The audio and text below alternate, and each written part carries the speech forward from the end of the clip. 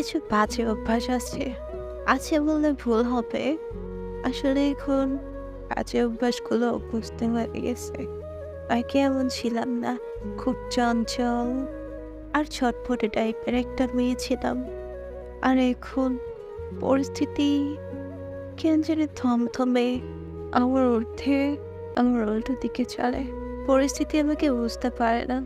আর আমি পরিস্থিতিকে বুঝতেই কুল পাই না। আর পরিস্থিতির কথা কি বলবো? যে মানুষগুলো আমার অতি প্রিয় ছিল, সে মানুষগুলো আমাকে কখনো বুঝতে পারেনি। সুযোগ বুঝে তারাও হারিয়ে গেছে। হয়তো তাদের আর আমাকে প্রয়োজন নেই। কারণ প্রয়োজন শেষে সবাই নিখোঁজ।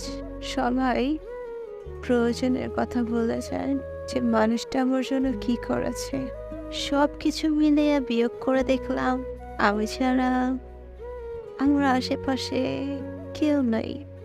আমি যাকে খুঁজছি, আমি যাকে প্রচণ্ড আকারে ভালোবেসেছি, সেও আজ অনেকটা দূরে, অনেক দূরে, ধরা ছোঁয়ার বাইরে। ইচ্ছে করে যদি পাখি হতাম তাহলে তার কাছেই চলে যেতাম, কিন্তু যেতে তো পারবো না। সে যে আছে অনেক দূরে। আমার একটা বাজে অভ্যাস আছে, কেউ কিছু বললে এখন চুপচাপ মেনে নেই। কেন জানি আগের মতো তর্ক করতে আর ভালো লাগে না।